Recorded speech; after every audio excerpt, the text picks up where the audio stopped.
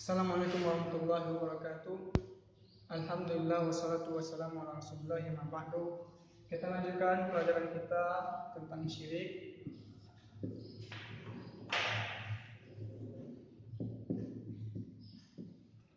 Sebelumnya kita sudah menemukan 3 bentuk syirik, yaitu ibadah kepada selain Allah,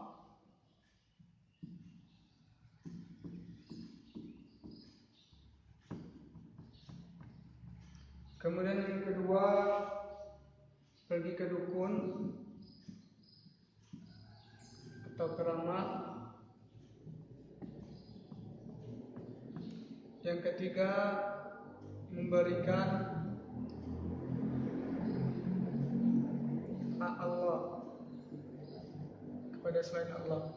Seperti yang kita sebutkan, itu mengklaim bahwasanya para syekh mengetahui hal gaib. Yang gaib hanya milik Allah, tidak ada seorang pun yang tahu. Kemudian yang keempat, bentuk kesyirikan dalam kehidupan manusia adalah niat ibadah untuk selain Allah. Maksudnya semata-mata untuk dunia saja.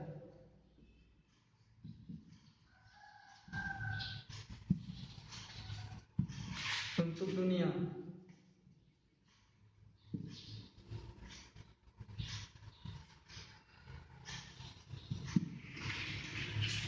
Semata-mata untuk dunia, maksudnya ketika dia beribadah, yang dia tuju sepenuhnya hanya untuk mendapatkan dunia. Allah berfirman dalam surat Hud, "Man kana yuridul hayatad dunya wa zinataha nuwaffi ilaihim a'malahum fiha wa hum fiha la yubkhasun. Ulaika alladziina laisa lahum fil akhirati illa an-nar wa habita ma sana'u fiha wa batilun ma kanu ya'malun." Siapa yang menghendaki kehidupan dunia dan perhiasannya, niscaya kami berikan kepada mereka balasan pekerjaan mereka di dunia dengan sempurna, dan mereka di dunia itu tidak dirugikan. Itulah orang-orang yang tidak memperoleh pahala atau kebaikan di akhirat, kecuali neraka bagi mereka.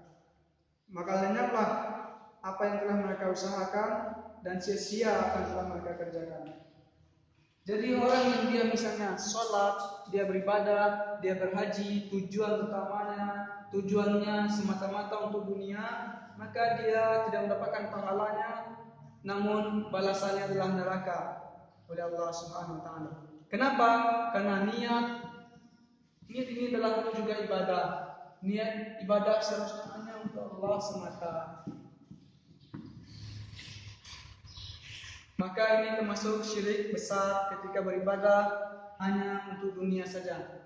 Jika ada tujuan lain untuk Allah juga, namun untuk dunia juga, nanti ada masuk ke dalam bab syirik kecil, yaitu riya. Kemudian yang kelima adalah mencintai selain Allah melebihi batasnya.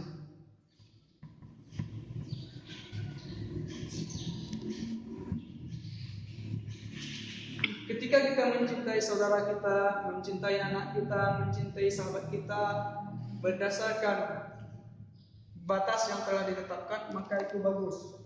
Namun ketika sudah melebihi, itu termasuk ke dalam syirik besar. Kenapa? Karena kecintaan juga ibadah. Kecintaan adalah ibadah hati.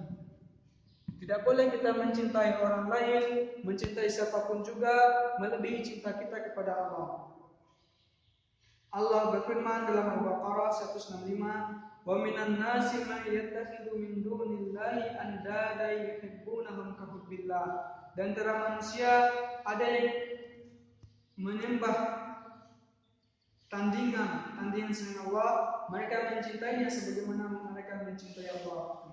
Jadi kita melihat kita melihat orang-orang yang mencintai seseorang sampai-sampai ia menyembahnya.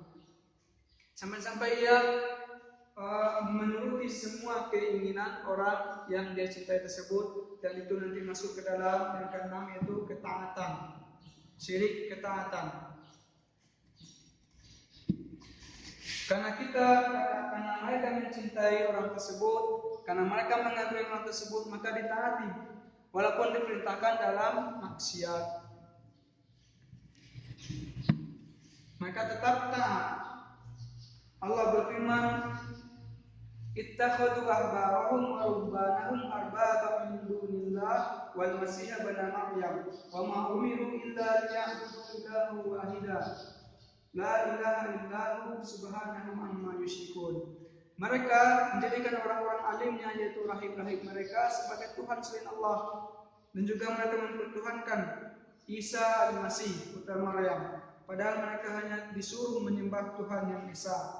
Tidak ada ilah yang berhak diibadahi kecuali Allah, Maha Suci Allah dari apa yang mereka persekutukan. Ketika Adi bin Hatim dikatakan Rasulullah bacakan ayat ini, bahwasanya orang Nasrani menjadikan pendeta-pendeta mereka, rahib-rahib mereka sebagai Tuhan. Kata Adi bin Hatim, tidak. Adi bin Hatim ini seorang sahabat Nabi yang dulunya Nasrani. Kemudian datang kepada Rasulullah, Rasulullah mengatakan, kalian menjadikan rahib-rahib kalian sebagai Tuhan. Kata Adi bin Hatim, tidak.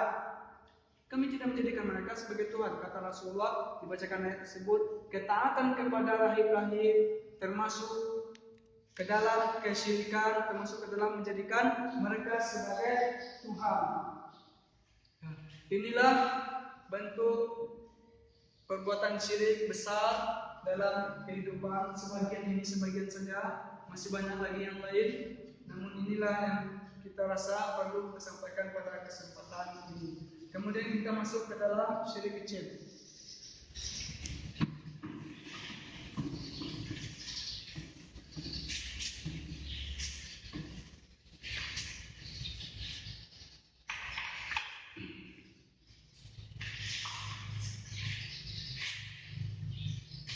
Syirik kecil selain syirik besar. Apa itu syirik kecil?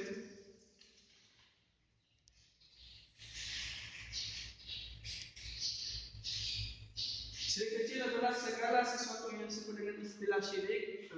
Jadi disebut dengan syirik, tapi tidak sampai kepada syirik besar. Artinya yang berbuat syirik kecil, dia tidak kekal di neraka. Itu adalah syirik kecil. Ataupun perbuatan-perbuatan, sebagian ulama mengatakan syirik kecil adalah perbuatan-perbuatan yang menjadi wasilah kepada syirik besar.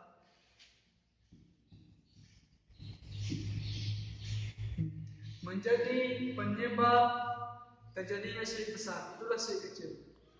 Yang kita lagi, syirik kecil, semua perbuatan yang dikatakan syirik dalam Al-Quran, kalau ada ataupun dalam hadis, kemudian dia tidak sampai kepada bentuk syirik besar, artinya tidak kekal di neraka. Apa saja bentuk-bentuk syirik kecil? Yang pertama diantaranya riya. Riya artinya memberikan ibadah, sebagian ibadah kepada selain Allah.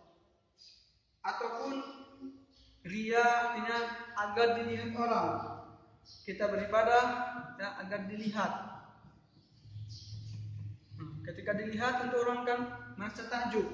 Ya, kita menginginkan ketakjuban orang lain dari ibadah kita. Jadi riya ini dalam hati. Siapa yang tahu riya adalah orang itu sendiri. Riya ini dalam hati, dia dalam bab niat. Oleh karena itu Rasulullah mengatakan innamal a'malu binniyat. Amalan itu dibalas berdasarkan niatnya. Siapa yang berniat untuk Allah, ya, niatnya untuk Allah, maka Allah akan balas, balasannya surga, pahala. Siapa yang berniat untuk manusia, untuk mendapatkan pujian manusia, maka itu saja yang didapatkan, cukup pujian itu saja. Makanya Rasulullah bersabda, awwalu ma tusa'aru bihin nar thalathun. Yang pertama sekali dia dihidupkan api neraka dengannya 3 orang. Siapa saja? Orang ketiga-tiga itu adalah dia. Yang pertama qari, penghafal Al-Qur'an.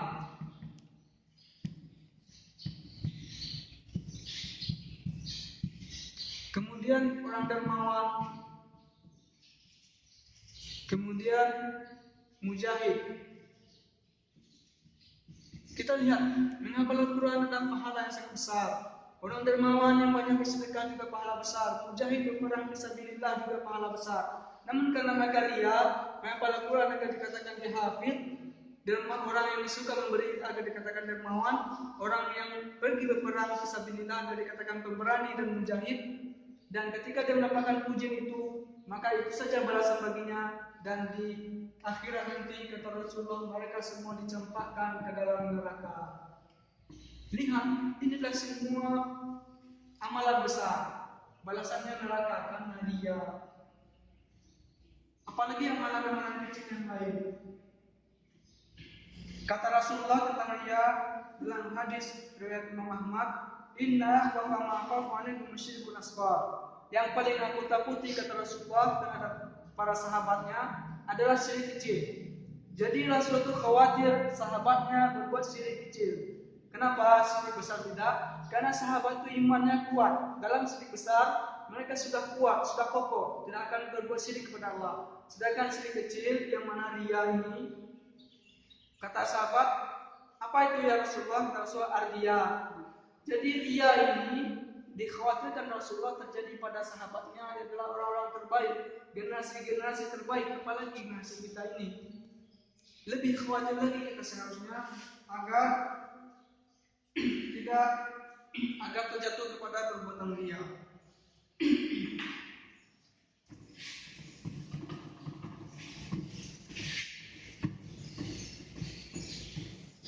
Orang yang berbuat ria, pahalanya atau amalannya tidak mendapatkan pahala. Allah berfirman dalam surah Al-Baqarah ayat 264, "Ya ayyuhalladzina amanu la tubtilu shadaqatikum bil manni wal adha kalladzi yunfiqu malahu ria'an nas wa la yu'minu billahi wal yawmil akhir. Famathaluhu kamathali safwanin 'alaihi turabun fa asabahu wabilun fatarahu sawta la yaqdiruna 'ala syai'in mimma kasabu wallahu la yahdil qaumal kafirin." Di dalam surah Al-Baqarah ayat 264 Allah mengatakan, "Wahai orang-orang yang beriman, jangan batalkan apa sedekah kalian." Bagaimana pahala sedekah itu batal? Disebutkan bil manni wal adha, dengan menyebut-nyebut. Menyebut-nyebut ini termasuk ria juga. Menyebut-nyebut atau azab, menyakiti dengan menyebut-nyebut. Misalnya kita memberikan sedekah kepada orang lain, kemudian kita sebut-sebut, kan menyakiti hati orang yang menerima. Kalladzi yunfiqu malahu ria'an nas, seperti orang yang dia berinfak karena ria terhadap manusia. Bagaimana pemisalannya? Seperti batu licin, di atasnya ada tanah atau pasir, kemudian datang hujan deras, maka ada batu, kemudian ada tanah di sini, pasir, kemudian datang hujan deras, maka pasir atau batu di atas batu licin ini habis semuanya. Jadi inilah amalan sedekah tadi, kemudian karena hujan datang, ria datang, habis semuanya. Jadi amalan yang berbuat ria itu akan dibatalkan oleh Allah Subhanahu wa taala. Kemudian yang pertama tadi ria, sedikit kecil adalah ria yang pertama, kita lanjutkan. Yang kedua itu bersumpah dengan selain Allah.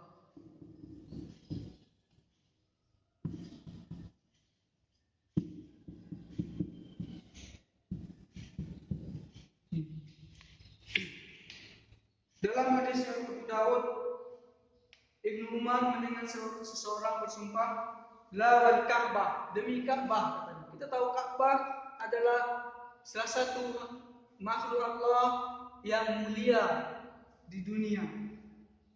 Maka Ibnu Umar berkata, inni sami'tu Rasulullah sallallahu alaihi wasallam yaqul man halafa bi ghairillah faqad asyraka. Aku mendengar Rasulullah bersabda, siapa yang bersumpah dengan selain Allah, maka dia telah berbuat syirik. Bersumpah dengan gunung, bersumpah dengan nama pemuda-pemuda di Galilea, bersumpah dengan nama kekasihnya, bersumpah dengan macam-macam dengan tanah air, maka itu bentuk syirik kecil. Bagaimana dengan bersumpah dengan Al-Quran? Bersumpah dengan Al-Quran dibolehkan. Kenapa? Karena Al-Quran kalamullah adalah salah satu sifat Allah, maka itu dibolehkan. Sedangkan bersumpah dengan hal lain selain dari Allah, bersumpah demi gunung, demi dirimu, demi darahku, demi jiwaku, itu tidak dibenarkan. Kemudian yang ketiga, memakai jimat.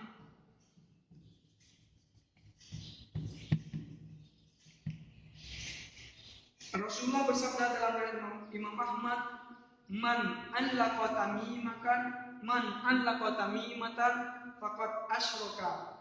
Siapa yang menggantungkan tamimah, jimat-jimat, maka dia telah berbuat syirik. Maka jimat, kenapa dia syirik? Karena dia menyangka jimat ini memberikan manfaat. Padahal manfaat dan mudarat itu atas kehendak Allah. Mereka memakai jimat agar tidak diganggu dengan jin, dari jin misalnya, atau memberikan kekuatan. Ini semua bentuk kesyirikan. Jika dia meyakini sepenuhnya itu dari jimat tersebut, dia sehat karena jimat itu tersebut sepenuhnya, maka ini syirik besar. Dan jika dia meyakini itu sebagai perantara saja, maksudnya kalau dia pakai jimat, maka Allah berikan dia kesehatan, maka Allah akan jaga dia dari gangguan, maka ini syirik kecil.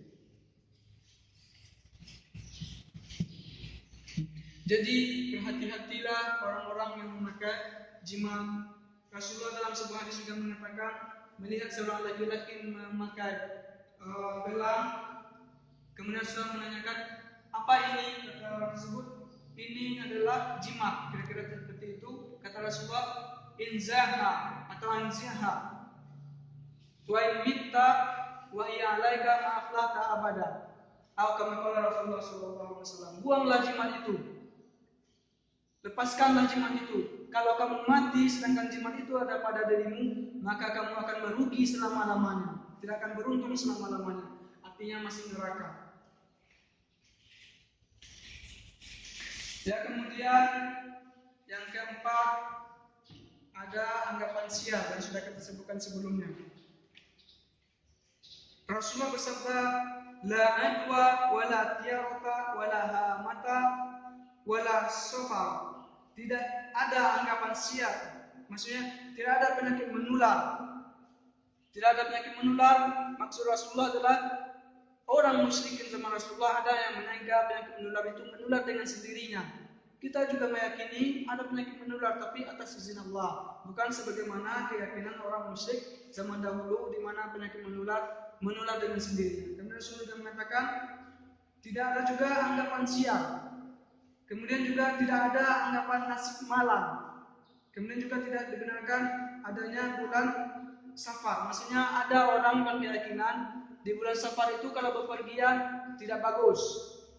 Nah, sekarang ini kita juga menemukan ketika hari Senin ini tidak baik untuk perjalanan, hari Selasa ini panas, tidak baik untuk menanam tumbuh-tumbuhan. Ini semua tidak dibenarkan, termasuk syirik kecil. Kemudian Rasul juga bersabda yang menjelaskan sial, beranggapan sial ini adalah syirik at-tiyaratu syirkun. Jadi bahasa Arabnya sial ini adalah at-tiyarah.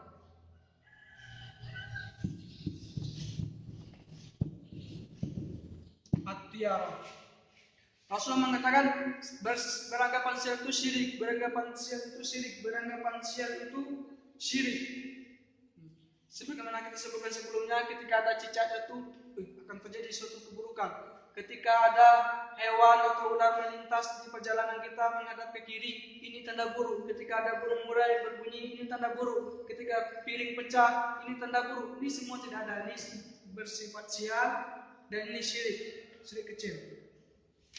Kemudian kita masuk yang terakhir, sebab terjadinya syirik.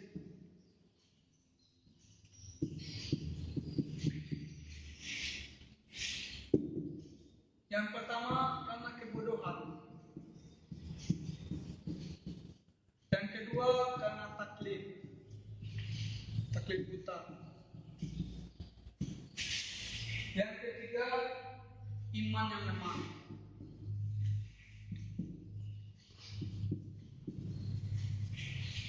Orang-orang yang bodoh dia akan ikut saja. Dia akan beribadah, dia akan berkeyakinan dengan sangka-sangkaan saja. Oleh karena itu kita dianjurkan untuk belajar agar kita terjatuh kepada kesyirikan. Jadi banyak sekali di pedalaman misalnya orang-orang awam tidak tahu, sehingga dia terjatuh ke dalam perbuatan syirik karena kebodohan. Kemudian taklid buta, hanya ikut-ikut saja. Dalam ayat Al-Quran banyak sekali ketika Rasulullah atau para nabi berkata pada kaumnya, kenapa kalian menyembah ini? Kata mereka, inilah yang kami dapatkan dari orang tua kami. Mereka taklid. Inilah yang diajarkan oleh guru kami. Mereka taklid buta, sehingga terjadilah kesyirikan. Kemudian iman yang lemah. Iman yang lemah pun begitu. Misalnya saja kita katakan tadi kedukun itu syirik. Kedukun itu syirik, berobat kedukun syirik. Nah, dia sudah tahu kedukun ini syirik. Kemudian ketika dia berobat ke rumah sakit tidak sembuh-sembuh, dia sudah putus asa, maka datanglah ke dukun. Dia tidak merasa sakitnya tidak bisa ditahan lagi, datanglah ke dukun. Tidak apa-apalah, ini kan sudah darurat, tidak ada lagi uang, maka datang ke dukun. Karena iman lemah, maka tidak sabar, datanglah ke dukun. Dukun ini syirik besar. Bagaimana kalau dia mati ketika berobat ke dukun? Jelas dia kalau tidak bertobat masuk neraka berdasarkan firman Allah Subhanahu wa taala. Sedangkan masuk surga, masuk neraka bukanlah hak kita.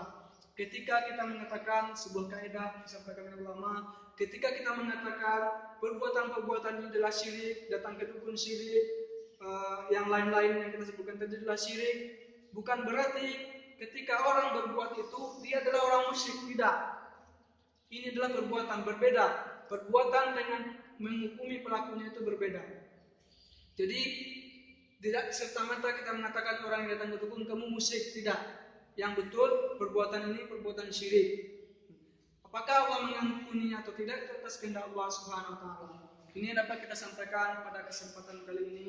Semoga bermanfaat. Kebenaran dari Allah Subhanahu wa taala semata, kesalahan, kekurangan dari diri kami pribadi. Mohon maaf. Assalamualaikum warahmatullahi wabarakatuh.